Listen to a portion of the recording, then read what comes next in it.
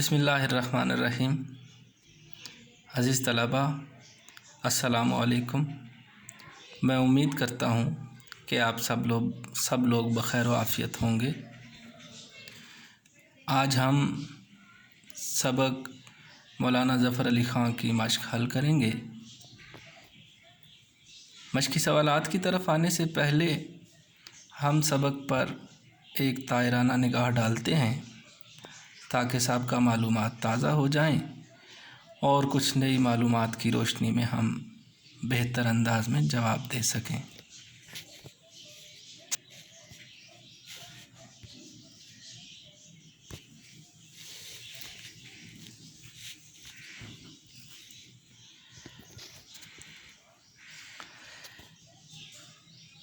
کتاب کی طرف آئیے۔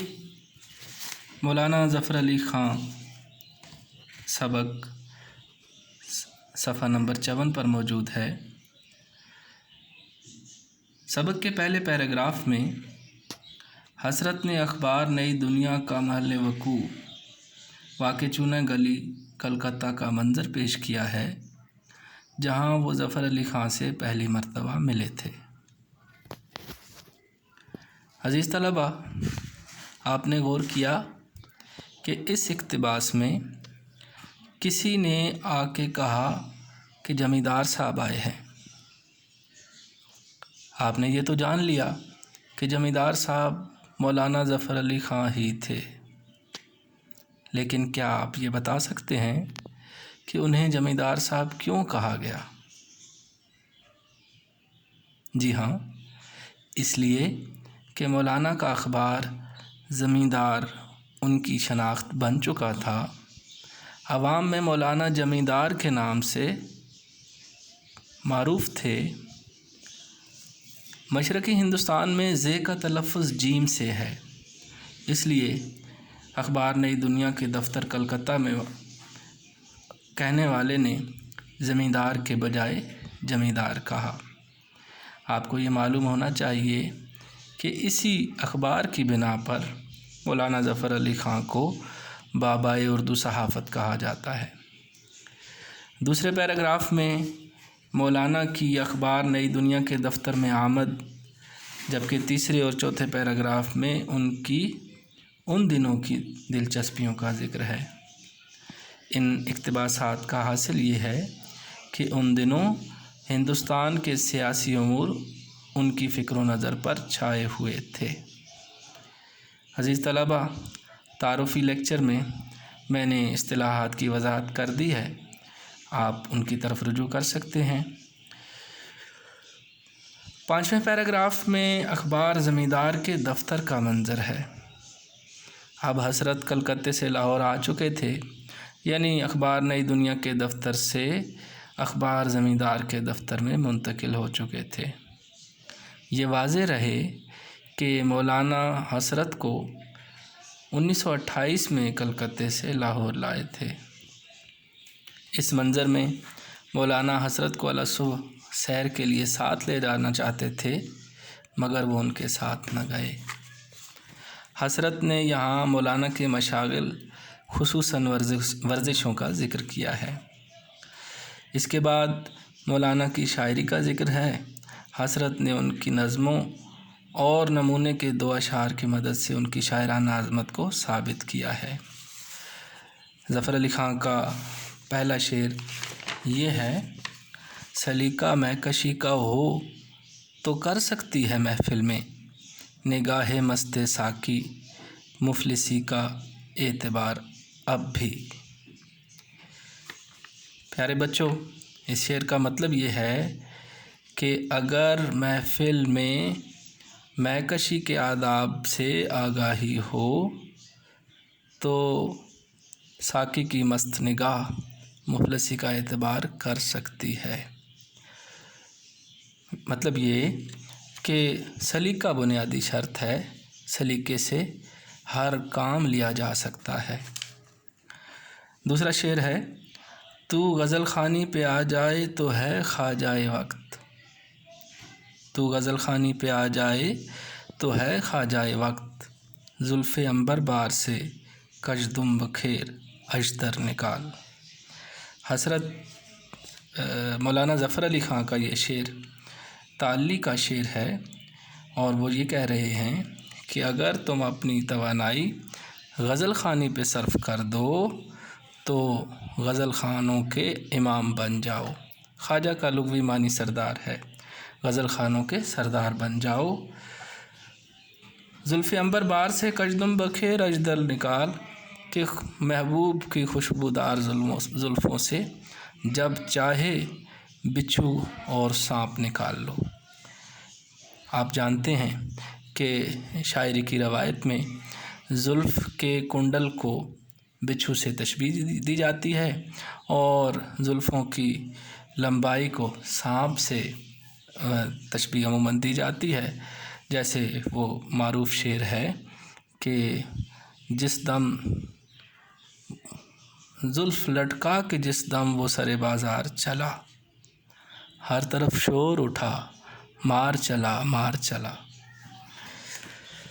عزیز طلبہ، آخر میں حضرت نے مولانا کی لگے بندوں کی حوصلہ افزائی کا انداز اور اخبار کی صحت کی بابت ان کے بڑھاپے کو دکھایا ہے کہ وہ کتنے فکر مند ہوتے تھے اخبار کی صحت کے معاملے میں۔ میں امید کرتا ہوں کہ آپ سبق کی معلومات سے بخوبی واقف ہو چکے ہوں گے۔ اب آئیے کچھ فقاہی جملوں کی طرف۔ آپ کو یاد ہوگا کہ میں نے تعارفی لیکچر میں آپ سے کہا تھا کہ حضرت کی اسلوب نثر کی نمایاں خصوصیت فقاہی انداز ہے۔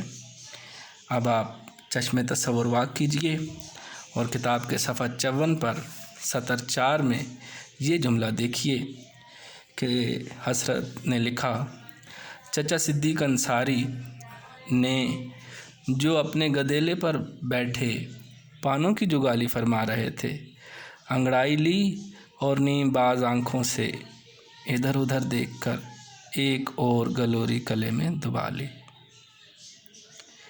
عزیز طلبہ، یہ فقاہی جملہ ہے اور اس کا حسن جملے کے لفظ میں کار فرما ہے۔ مثال کے طور پہ آپ یہ دیکھیے کہ چچا صدیق انصاری گدیلے پہ بیٹھے ہیں اور پانوں کی جگالی فرما رہے ہیں۔ پان کھانا، پان منہ میں رکھنا، پان دبانا، یہ محاورات عام طور پر استعمال کیے جاتے ہیں۔ جگالی جانور کی صفت ہے، اور حضرت کے فقاہی انداز نے چچا صدیق انصاری کے ساتھ جگالی کو منسوب کر کے ایک شگفتگی پیدا کی۔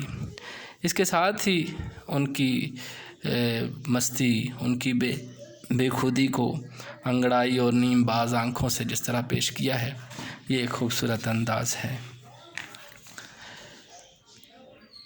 صفحہ 54 سطر 9 میں حضرت نے جب یہ لکھا کہ میں اس نئی دنیا کا کولمبس تھا، تو یہ بھی ایک فقاہی انداز ہے۔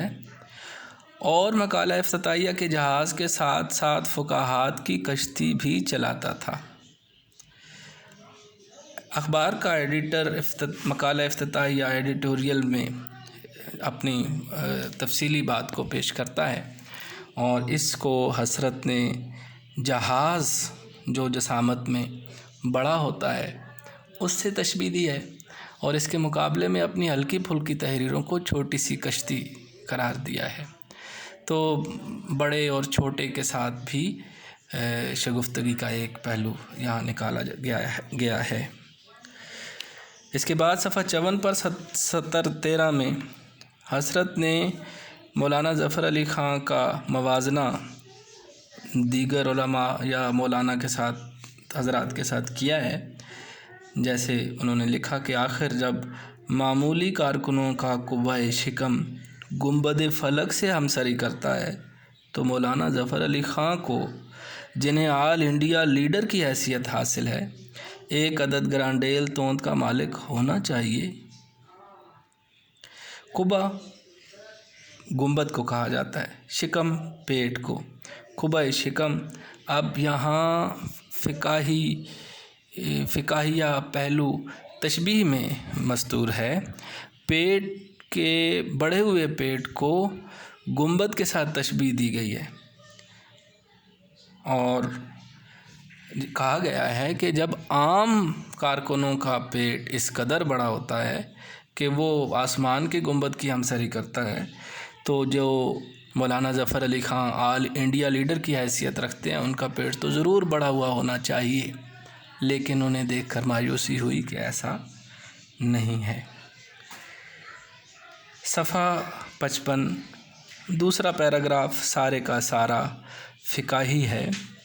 یہاں سے یہ آپ ملاحظہ کیجئے، میں لاہور آیا تو کچھ دنوں زمیندار کے دفتر میں بھی قیام رہا۔ ایک رات کا ذکر ہے کہ کسی نے پچھلے پہر میرا شانہ ہلایا، میں آنکھیں ملتا ہوا اٹھ بیٹھا، لیکن ابھی صبح کاذب تھی، ہر طرف تاریکی چھائی ہوئی تھی، صرف اتنا معلوم ہوا کہ کوئی شخص میرے سرہانے کھڑا ہے۔ میں گھبرایا کہ الہی یہ کیا ماجرا ہے۔ اتنے میں مولانا کی آواز آئی کہ اٹھو میرے ساتھ سیر کو چلو۔ میں سمجھ گیا کہ مولانا سیر کو جا رہے ہیں اور مجھے شرف رفاقت بخشنا چاہتے ہیں، لیکن خدا بھلا کرے قاضی احسان اللہ مرحوم کا، انہوں نے مجھے پہلے ہی بتا رکھا تھا کہ اگر مولانا تمہیں اپنے ساتھ سیر کو لے جانا چاہیں تو ہرگز نہ جائیو۔ میں نے پوچھا یہ کیوں؟ کہنے لگے وہ تو پچھلے پہر اٹھ کر نہر کے کنارے میلوں دوڑتے ہی چلے جاتے ہیں، پھر ڈنٹر پیلتے ہیں، تم بھی ساتھ گئے تو تمہیں بھی دوڑائیں گے، اور جب تم نڈھال ہو جاؤ گے تو اپنے ساتھ نماز پڑھائیں گے۔ اب جو مولانا نے ساتھ چلنے کو کہا تو قاضی صاحب کی نصیحت یاد آ گئی اور آنکھوں تلے موت کا نقشہ پھر گیا۔ میں نے نہایت مزمحل آواز میں کہا کہ مولانا میں تو سخت بیمار ہوں، رات بخار ہو گیا تھا، اب سر میں سخت درد ہے، پیٹ میں بھی درد ہو رہا ہے، غالباً کلنج ہے، مجھے پہلے بھی یہ مرض ہو چکا ہے۔ ہائے اللہ، یہ کہہ کر میں نے آنکھیں بند کر لیں۔ عزیز طلبہ، آپ نے دیکھا کہ حضرت نے واقعے کو اس خوبصورتی کے ساتھ، اس شگفتگی کے ساتھ پیش کیا کہ اس میں فقاہیہ کا عنصر جھلکنے لگا۔ اسی طرح صفحہ 56 پر چوتھا پیراگراف بھی سارے کا سارا فقاہی اسلوب کا حامل ہے۔ ہم نے اکثر شاعروں کو دیکھا ہے کہ شعر کہنا چاہتے ہیں تو شفاء الملک حکیم فقیر محمد صاحب چشتی سے رجوع کرتے ہیں اور ہفتے بھر کا مسحل لے لیتے ہیں اور پھر فی یوم ایک شعر کے حساب سے کہتے چلے جاتے ہیں۔ اس جملے کا حسن صرف اسی وقت معلوم کیا جا سکتا ہے جب آپ یہ جانتے ہوں کہ شفاء الملک حکیم فقیر محمد صاحب چشتی ان کے عزیز ساتھی تھے، اور محفل میں جب یہ بات کہی جائے کہ کوئی شاعر حکیم صاحب سے دوا لیے بغیر شعر نہیں کہہ سکتا تو یہ کتنی خوبصورت اور شگفتہ بات ہوگی۔ یہ نہیں کرتے تو بیوی کو پیٹتے ہیں یا اس سے پٹتے ہیں۔ دونوں باتیں اپنی اپنی جگہ رموز کی حامل ہیں اور ان کے اندر فقاہی انداز موجود ہے۔ بچوں کو جھڑکتے ہیں، ذرا گھر میں شور ہوا اور وہ سر کے بال نوچنے لگے، ہائے عنقائے مضمون دام میں آ کے چلا گیا، کم بختو ملونو تمہارے شور نے اسے اڑا دیا۔ یہ سچویشن، یہ کیفیت بھی فقاہی ہے اور خوبصورتی کے ساتھ حضرت نے یہ ساری باتیں شگفتہ انداز میں پیش کی ہیں۔ عزیز طلبہ، میں امید کرتا ہوں کہ آپ حضرت کے فقاہی اسلوب کی چند مثالوں سے یہ جان چکے ہوں گے کہ فقاہیہ کس تحریر کو کہتے ہیں اور لکھنے کا فقاہی انداز کون سا ہے۔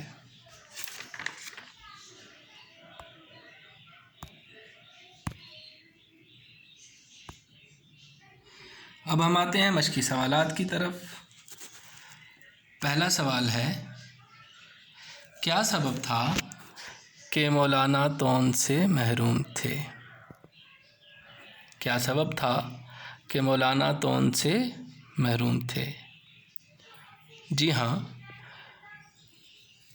اس کا سبب یہ تھا کہ مولانا صبح اٹھ کر نہر کے کنارے میلوں دوڑتے تھے، ڈنٹر پیلتے تھے، مقدر ہلاتے تھے اور اس کے ساتھ اور بھی ورزشیں کرتے تھے۔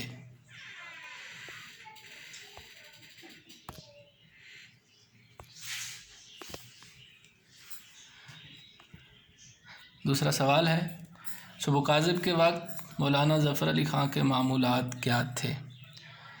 یہ پہلے سوال کی توسیع ہے۔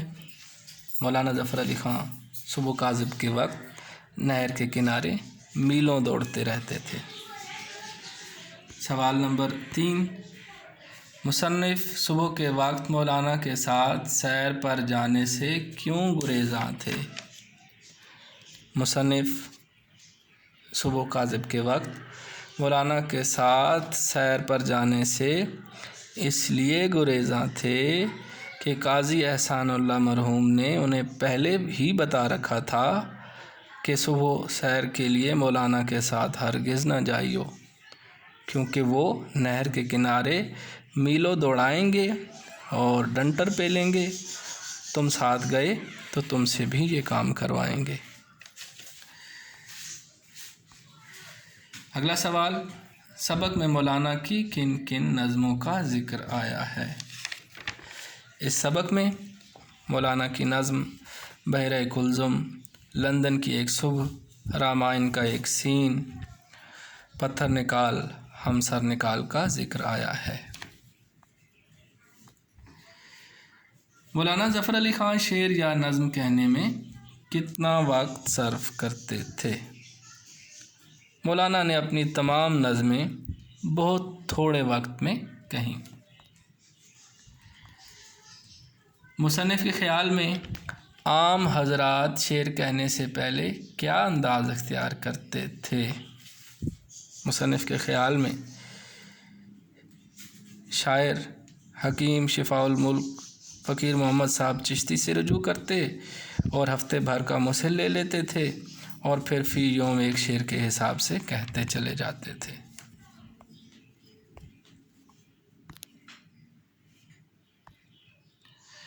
مولانا ظفر علی خان اپنے اخبار میں نئے لکھنے والوں کی حوصلہ افزائی کس طرح کرتے تھے؟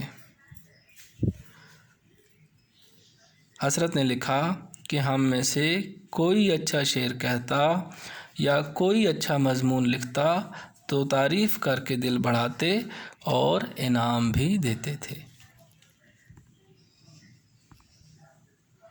کتابت اور زبان کی غلطیاں اور کمزوریاں دیکھ کر مولانا کس طرح کا اظہار کرتے تھے؟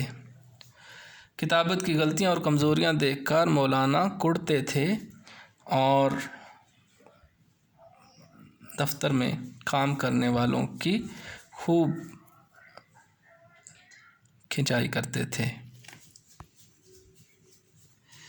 مندرجہ ذیل جملوں کی وضاحت اپنے الفاظ میں کیجیے۔ اپنے گدیلے پر بیٹھے پانوں کی جگالی فرما رہے تھے۔ عزیز طلبہ، ذہن پر زور دیجیے کہ یہ جملہ کہاں سے لیا گیا ہے؟ جی ہاں، سبق کے پہلے پیراگراف میں چچا صدیق انصاری کے بارے میں کہا گیا کہ وہ اپنے گدیلے پر بیٹھے پانوں کی جگالی فرما رہے تھے، اور یہ فقاہی جملہ ہے۔ قبہ شکم گنبد فلک سے ہمسری کرتا ہے۔ حسرت نے لکھا کہ جب معمولی کارکنوں کا قبہ شکم، پیٹ کا گنبد، آسمان سے ہمسری کرتا ہے تو ان کا خیال تھا کہ مولانا بھی ایک عدد گرانڈیل توند کے حامل ضرور ہوں گے، لیکن ایسا نہ ہوا۔ آنکھوں تلے موت کا نقشہ پھر گیا۔ عزیز طلبہ، یہ جملہ کہاں سے لیا گیا ہے؟ جی ہاں، اخبار زمیندار کے دفتر لاہور کا منظر جہاں پیش کیا گیا ہے اور مولانا نے حسرت کو صبح کاذب کے وقت سیر کے لیے ساتھ لے جانا چاہا تو ان کی آنکھوں تلے موت کا نقشہ پھر گیا۔ ہر طرف سے تحسین و آفرین کا غلغلہ بلند ہوا۔ یہ جملہ حیدرآباد کی ملازمت سے متعلق ہے، جب مولانا اتفاقاً کسی جلسے میں شامل ہوئے اور انہوں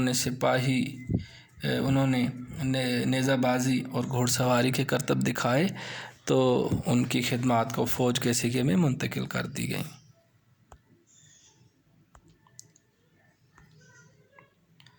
نیزہ بازی اور شاہ سواری میں بھی برق ہیں۔ مولانا نیزہ بازی اور شاہ سواری میں ماہر تھے۔ حضرت نے ان کی اس صفت کا ذکر اسی پیراگراف میں کیا۔ یہ سن کر ان کا اوپر کا سانس اوپر اور تلے کا تلے رہ گیا۔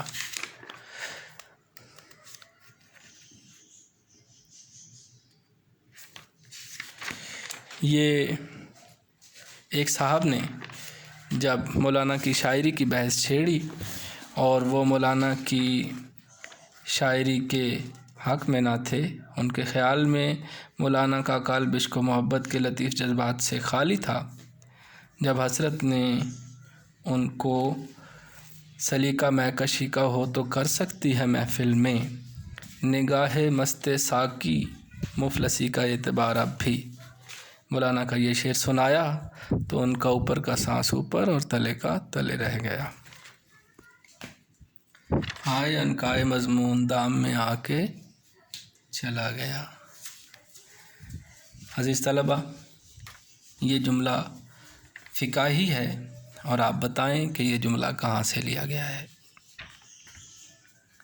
جی ہاں، عام شاعروں کی جہاں بات کی گئی کہ وہ حکیم شفاء الملک سے رجوع کرتے ہیں اور پھر فی یوم ایک شعر کے حساب سے کہتے چلے جاتے ہیں، اور بچوں کے شور شرابے سے اپنے سر کے بال نوچتے ہیں اور کہتے ہیں ہائے عنقائے مضمون دام میں آ کے چلا گیا۔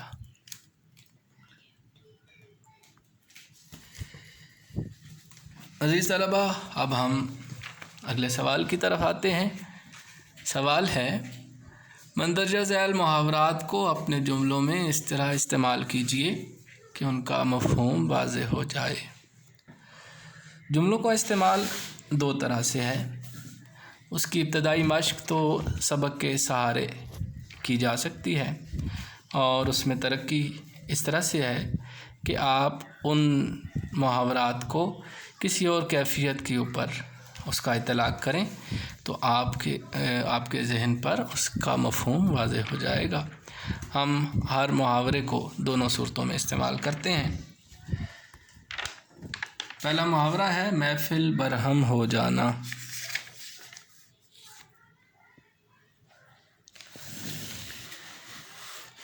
یہ اس کا پہلا استعمال کتاب کے حوالے سے یہ ہے کہ حضرت نے لکھا کہ افسوس یہ محفل سال بھر کے اندر برہم ہو گئی، محفل بکھر گئی۔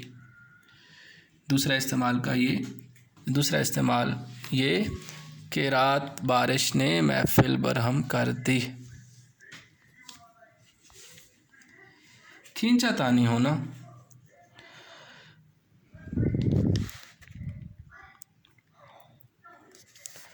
حضرت نے لکھا کہ مولانا کے نزدیک آئینی کمیشن کا ہندوستان آنا بہت اہم واقعہ تھا، اور ہمارے نزدیک مولانا ظفر علی خان کا کلکتے تشریف لانا بہت زیادہ اہمیت رکھتا تھا۔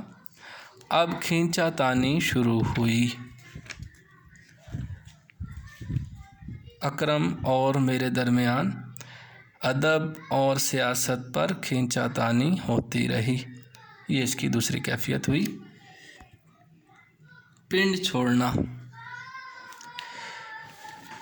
حضرت کا جملہ ہے، ہم نے مجبوراً شعر و ادب کا پنڈ چھوڑا۔ آپ اسے کسی دوسری سچویشن کے اوپر اس کا اطلاق کیجئے۔ جی ہاں،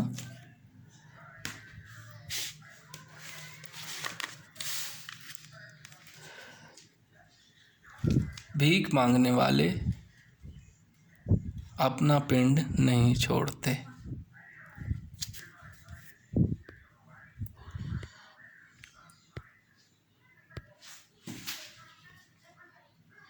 ڈنٹر پیلنا۔ مولانا ڈنٹر پیلتے تھے۔ مجھے ڈنٹر پیلنے کا شوق ہے۔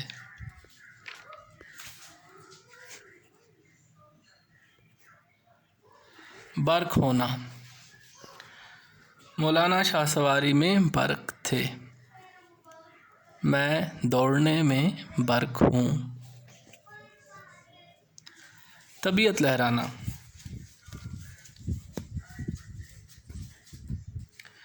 ان کی بھی طبیعت لہرائی، میری بھی طبیعت لہرائی۔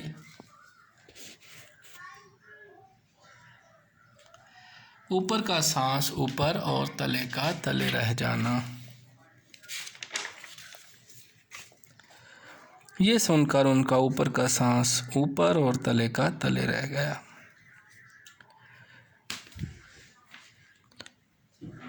سرکس میں کرتب دیکھ کر میرا اوپر کا سانس اوپر اور تلے کا تلے رہ گیا۔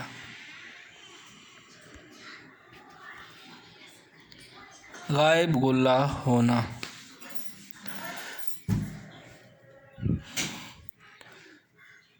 مولانا نے نظم پڑھ کے سنائی اور پھر انہیں نت نئی تجویزیں سوچتی رہتی تھیں جو 2-3 دن کے چرچے میں غائب غلہ ہو جاتی تھیں۔ میرے دل سے گزشتہ شب کا ہنگامہ غائب غلہ ہو گیا۔ گل گپاڑا مچانا،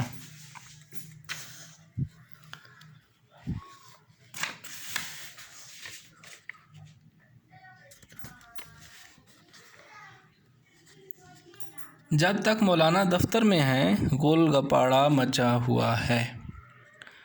استاد کی غیر موجودگی میں لڑکے کلاس میں گل گپاڑا مچائے ہوئے ہیں۔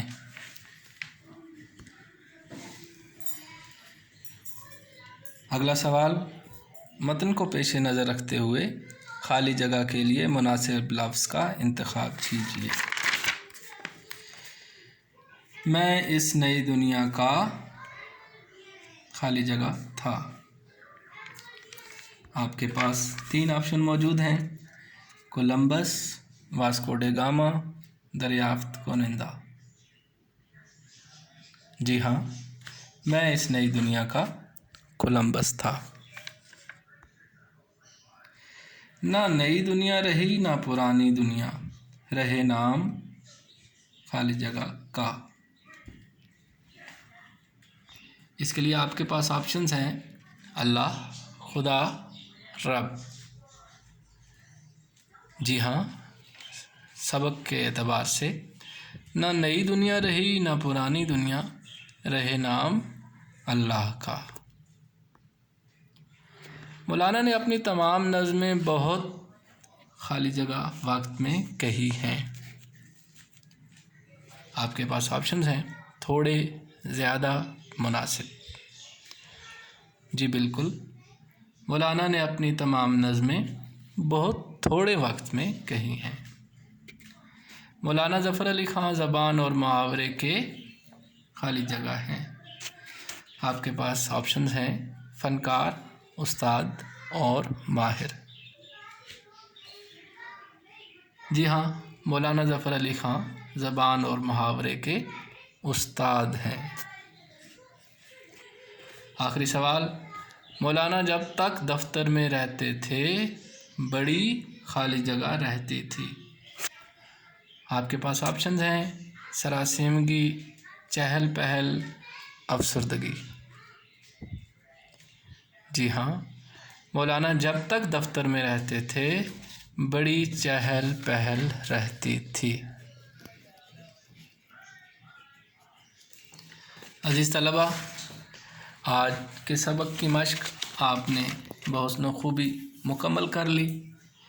اب آپ نے اس سبق کو ایک دفعہ پھر از سر نو اول تا آخر پڑھنا ہے اور اس سبق کی معلومات کو تازہ کرنا ہے۔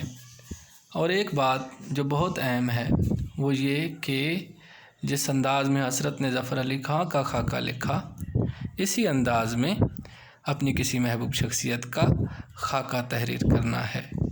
میں امید کرتا ہوں کہ آپ سبق کو اچھی طرح سے سمجھ گئے ہوں گے اور اس کے مقصد کو بھی آپ سمجھتے ہیں کہ اس کا مقصد آپ کو زبان و بیان پر قادر کرنا ہے۔ اس کے ساتھ ہی آج کا سبق ختم ہوا۔ اگلے سبق تک کے لیے اجازت دیجیے۔ اللہ حافظ۔